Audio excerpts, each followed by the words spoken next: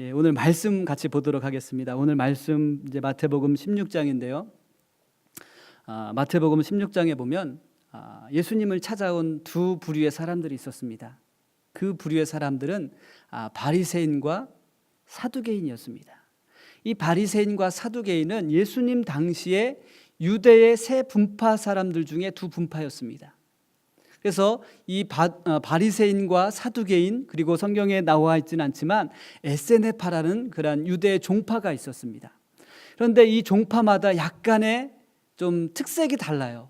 그래서 이 바리새인과 사두개인들이 이렇게 하나가 되는 것은 거의 불가능한 그러한 일들이었는데, 예수님을 향하여서 예수님의 어떤 그러한 모습들을 보면서, 예수님이 가르치는 것들을 보면서 자신들이 지금까지 가르쳐 왔던 것들을 꼬투리 잡기 위해서 마음이 하나가 된 거예요.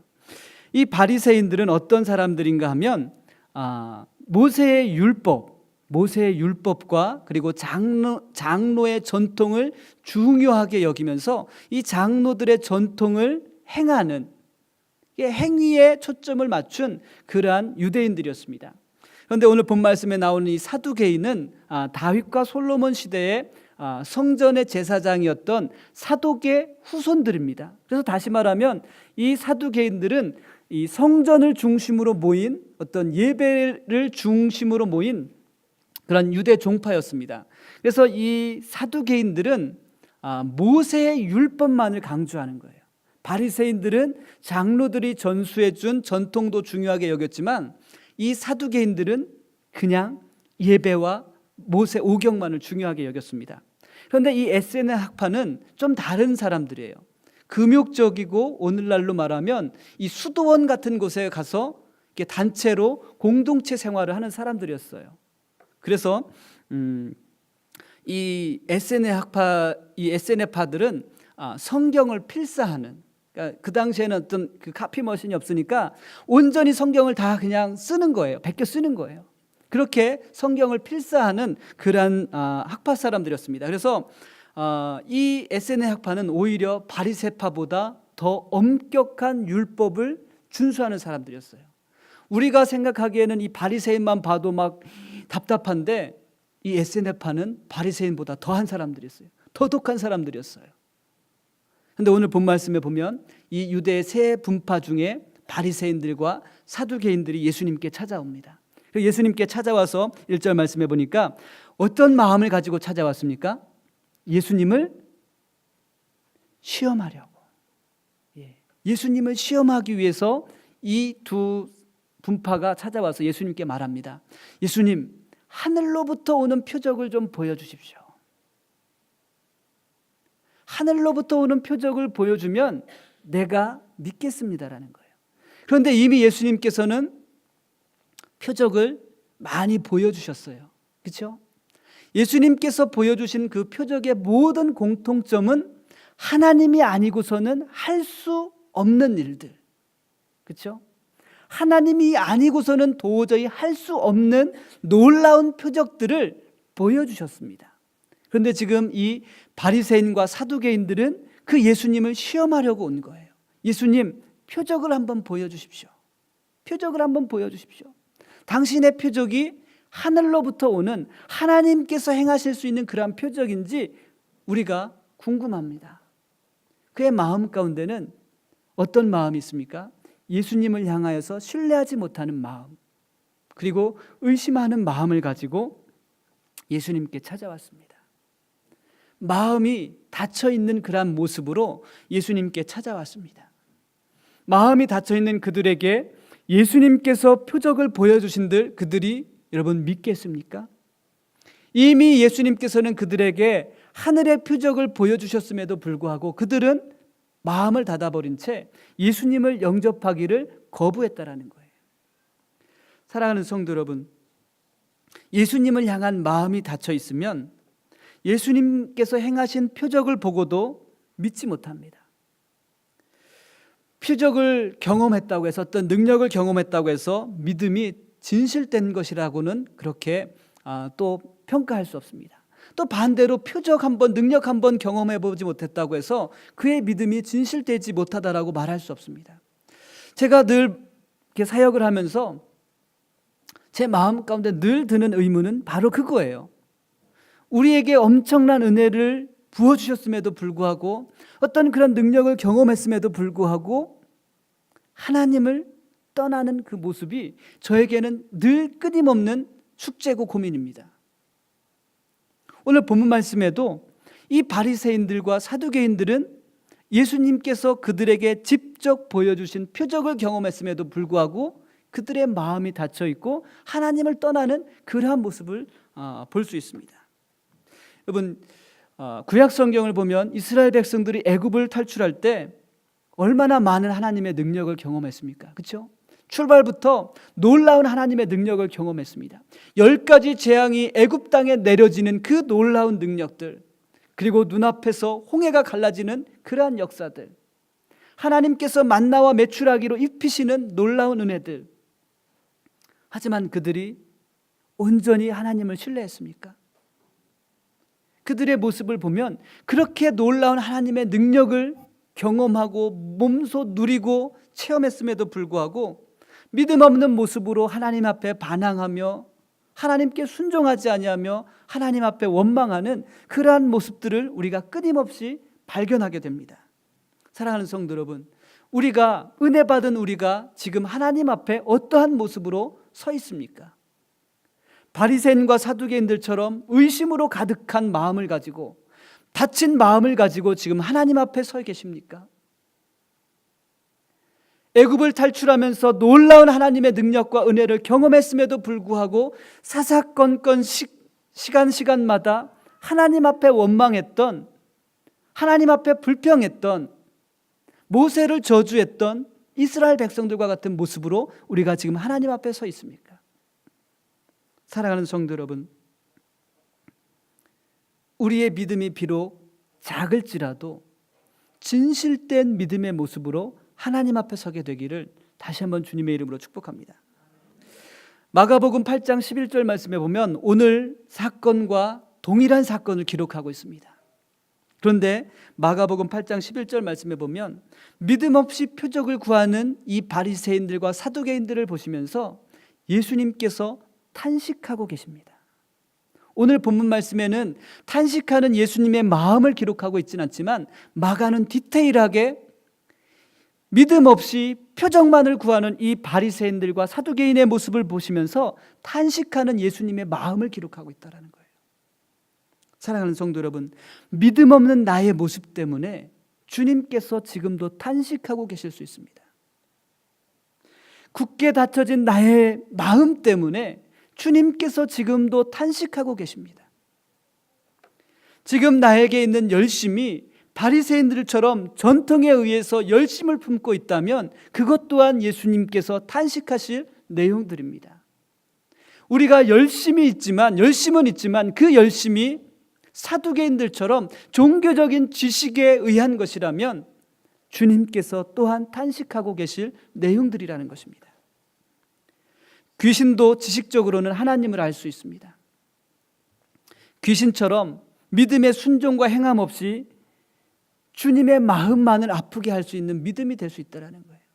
오늘 본문 말씀에 나오는 바리새인들과 사두개인들처럼 우리의 믿음이 진실되지 않으면 그 믿음이 오히려 주님의 마음을 아프게 할 수 있는, 주님을 탄식하게 할 수 있는 믿음이 될 수 있다는 것입니다. 믿음 없이 표적만 구하는 악하고 음란한 세대 속에서 우리의 마음을 열고 진실된 믿음의 모습으로 주님 앞에 서게 되기를 주님의 이름으로 축복합니다. 여러분, 온전한 믿음으로 말씀에 순종하고 참되게 깨달을 수 있는 그러한 은혜가 저와 여러분 가운데 있기를 주님의 이름으로 축복합니다. 여러분, 바리새인들처럼 전통에 충실한 사람들이 많이 있습니다.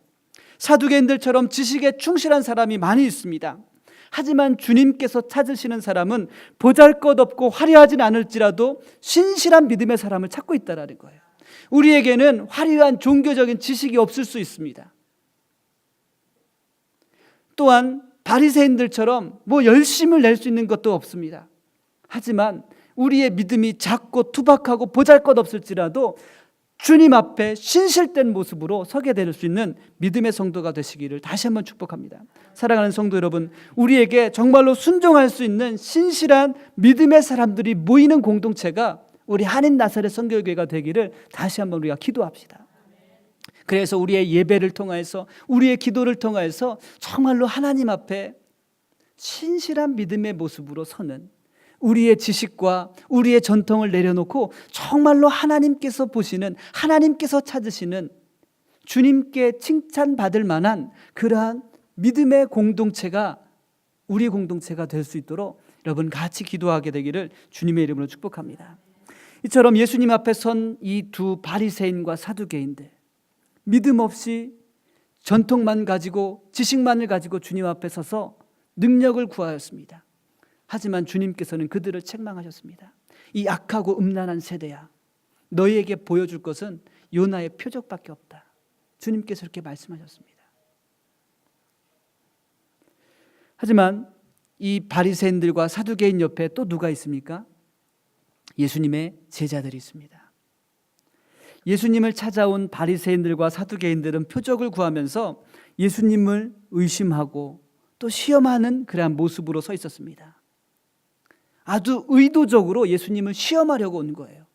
근데 예수님께서 그 바리새인과 사두개인들을 보면서 염려되는 한 무리가 있었는데 그 무리가 바로 제자들이었어요.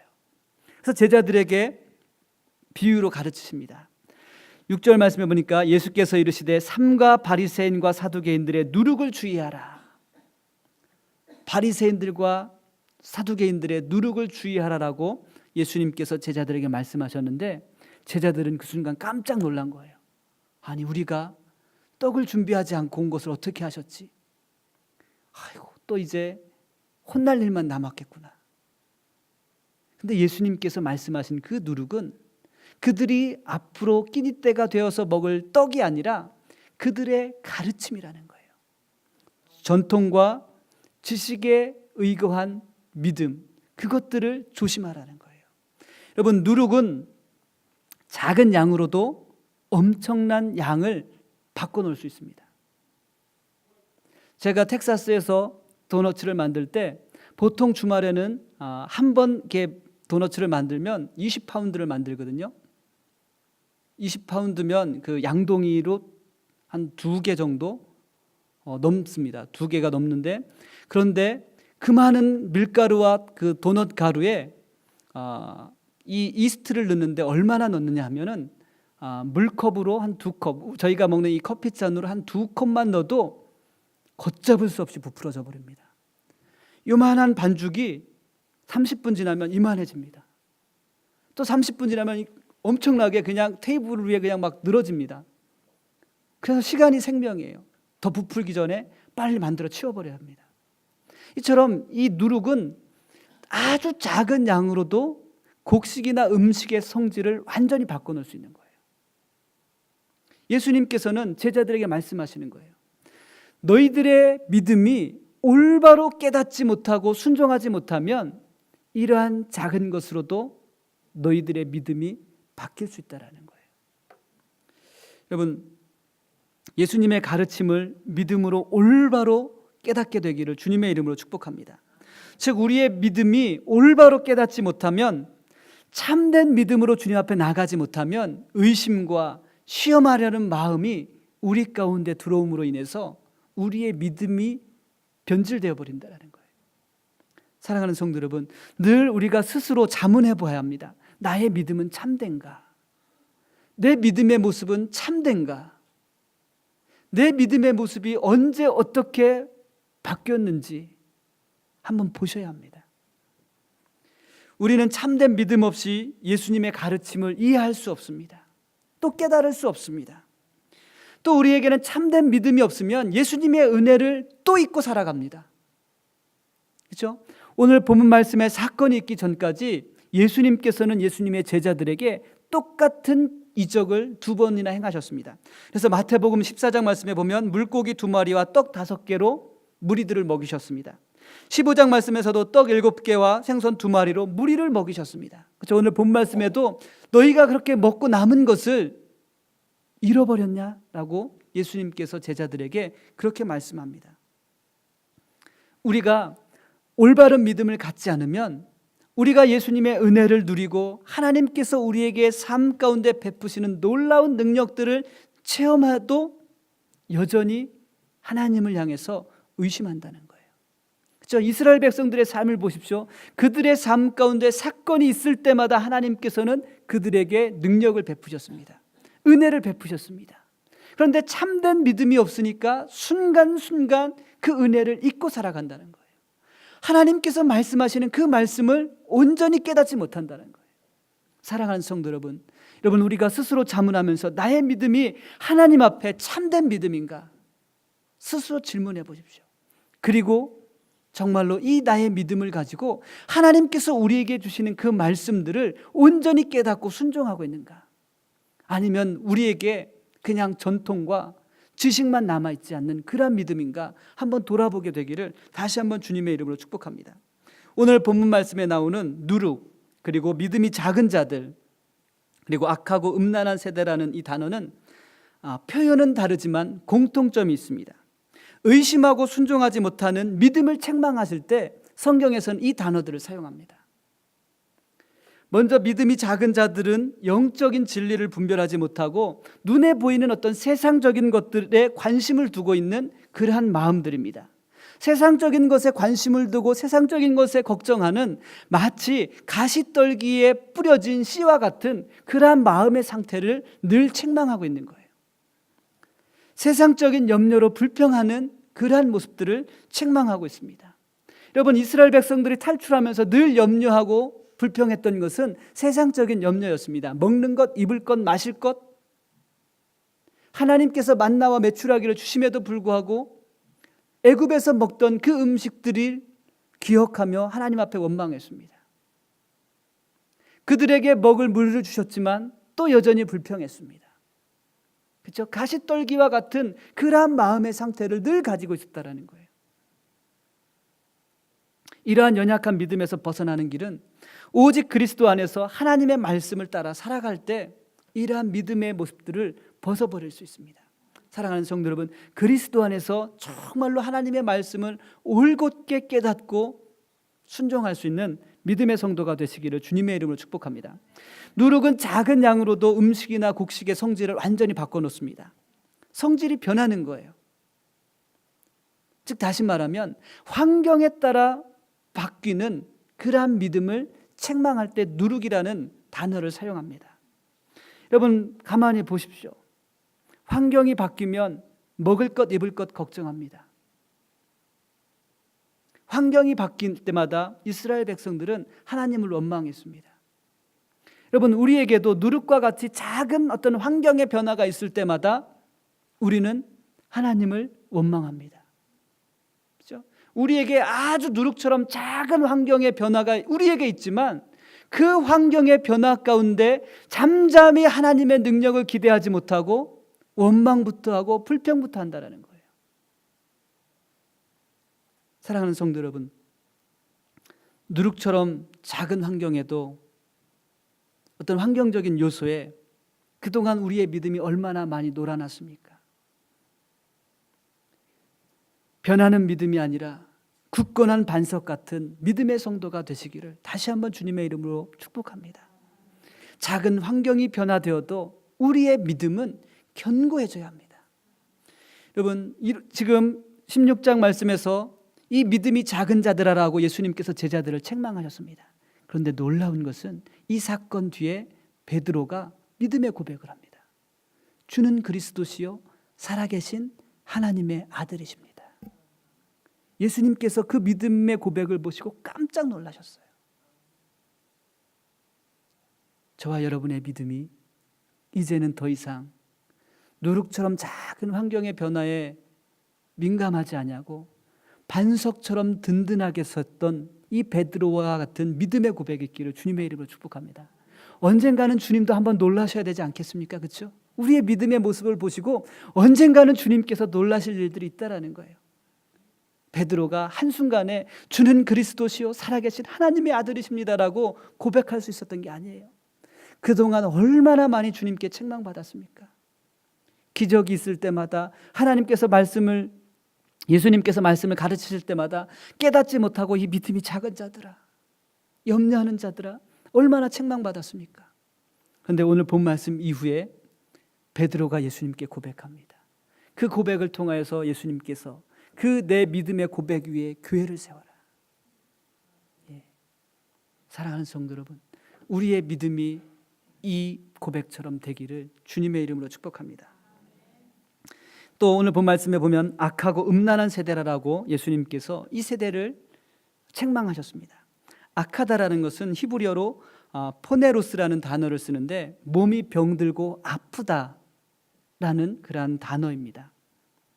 그런데 몸이 아프고 병들다라는 그러한 의미로 사용하기도 하지만 윤리적인 가치가 없는 그러한 행위들을 할 때 악하다라고 이야기를 합니다. 그래서 창세기 6장 5절 말씀에 보면 여호와께서 사람의 죄악이 세상에 가득함과 그 마음으로 생각하는 모든 계획이 항상 악할 뿐임을 보셨다라고 말씀하고 있습니다. 범죄한 이후에, 아담과 하와가 범죄한 이후에 모든 사람의 생각은 악한 생각을 품고 있습니다. 하나님을 떠나려는 악한 생각을 품고 있습니다. 그래서 창세기 8장 말씀에 보면 하나님께서 노아를 통하여서 물로 심판하시고 약속하셨습니다.